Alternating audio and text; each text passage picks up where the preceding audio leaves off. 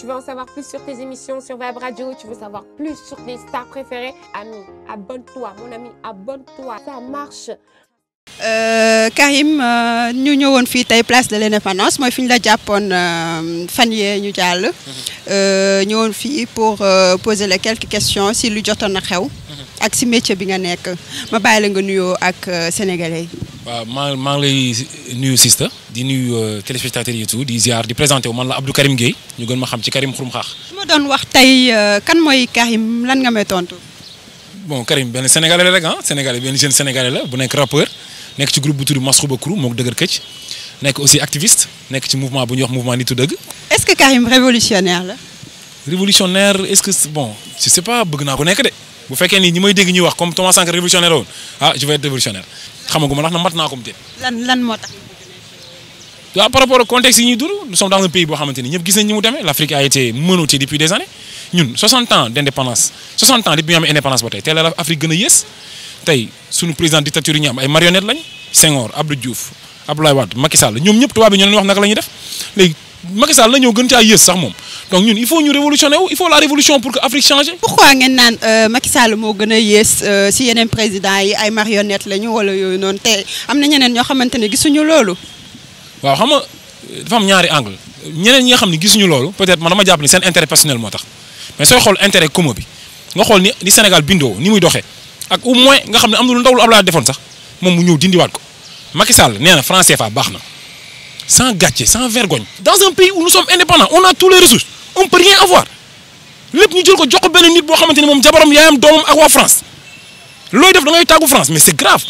lu tax Sénégal mënu indépendant demal ut visa nga xool suñu yaay di feebar France du ñu may visa français yi mel ni suñu frontière mel ni teme buy senn fu ne la français yi di jaar tubaab bi lu leen neex la ñuy duggee sans gêne sans visa sans rien comme si dañuy ñëw seeti ay animaux la ñuy seet si dëkk bi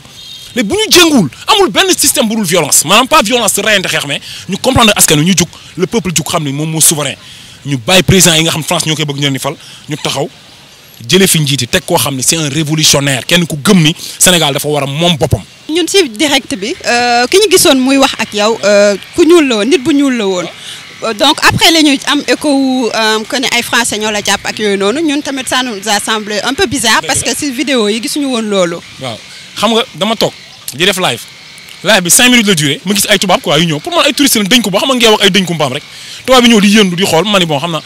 bi ñu demee tuuti ma gis kenn ki war a téléphone maa ngi def live mais boo seetee si live bi sax maa ngi bàyyi xel quoi sama après mu woote bi mu wootee tuuti 30 mètres lañ dox rek après léegi policier bi ñëw bi policier bi ñëwee bi mu ñëwee dafa dem si ñoom ñëw ci man dama arrêté ñu wax isu mu nangu sama ma laaj ko kartam mu wan ma kartam jël sama carte d'identité jël sama portable après delluwaat ci tubaab bi wan leen ko wax ak ñoom ba pare soog a ñëw ne ma acca nañ dem te bi ñuy dem dama ko laaj ne ko mais booy kon ñi ay policier lañ mu ne ma non stage lañ nekk ku nekk stage nga koy rendre compte noonu balaa ngay arrêté. dama la déggoon tantôt bi nga génnee nga ne yow tu détestes Macky Sall léegi kon yow su ma la déggee yow tu détestes Macky Sall bi ngay wax noonu c'est parce que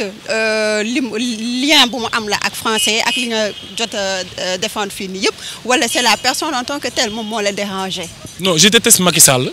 c'est-à-dire ça dépend si contexte yi parce que man dama def live boo suivre live xam nga des fois gars yi dañuy titré noo xam ni en fait doo comprendre mais man je suis musulman man je peux pas détester une personne parce que loolu sama religion may ma ko man mënu ma déglu Macky Sall parce que amul benn moment bu mu wane respect par rapport ak askanam Macky Sall nit dem na buntu palais taal fa boppam dee fa Macky Sall génnul sax jaale ay mbokkam taxawul sax def point de presse sax ne lii metti na ci buntu palais bi la taal boppam dee Macky Sall ay gendarme topp nañ cortège am def tonneau sud bi 7 gendarme dee ci Macky Sall xoola deful sax dëy dafa yëngu continuer campagne am gendarme bi maa ngi gis ñor ay doom yu ndaw ak seen jabar yu ndaw jour dëy bi bi ñu def levée du corps bi Macky Sall mi ngi campagne mu taxaw naan ne vous inquiétez pas c'était pas le côté du gouvernement ay gendarme laa la wax ñoo xam dañoo prêter serment pour sa sécurité yow pour sécurité askan wi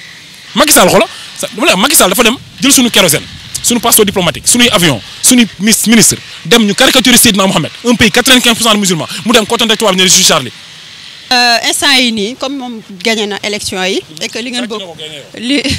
ngeen bëggoon amul nekkut finalement léegi yéen lan mooy seeni plan d'action. ok c'est-à-dire gañewul élection yi da koo sàcc loolu moom na ko ñëpp xam Macky Sall dafa sàcc élection yi ni mu ko sàccee mooy déjà élection processus la xam nga affaire bi dafa am d'abord avant vote yi dafa am fichier électoral am ay carte électeur dafa sàcc élection yi da ko salfaañee Macky Sall cuune la. mais lan moo tax nga ne dafa sàcc élection yi. tey Demba Kañ mi doon wax noonu tey gars yi xam lu ñu leen yokkal 68 ans pour retraite yokkal leen seen salaire président moo koy def xam nga ñun suñu problème mooy pouvoir benn nit mooy am dañuy jàpp président ñun Afrique dañuy jël benn président benn nit ñu jox ko pouvoir yàlla Macky Sall bu ko neexoon tey léegi-léegi nga nekk milliardaire yow bu ko neexoon léegi-léegi nga dee est-ce que xam nga li mu la mais loolu nan lañ ko mën a joxee nit ak ay caprice am donc ñun loolu la ñu war a combattre en fait ñun suñu combat mooy dañoo bëgg xeex ba église yi dootuñu fayati courant dootuñu fayati ndox jàkka yi dootuñu fayati courant dootuñu fayati ndox catéchisme yi ñuy jàngale ak courant yëpp ñu dugal ko ci école yi éducation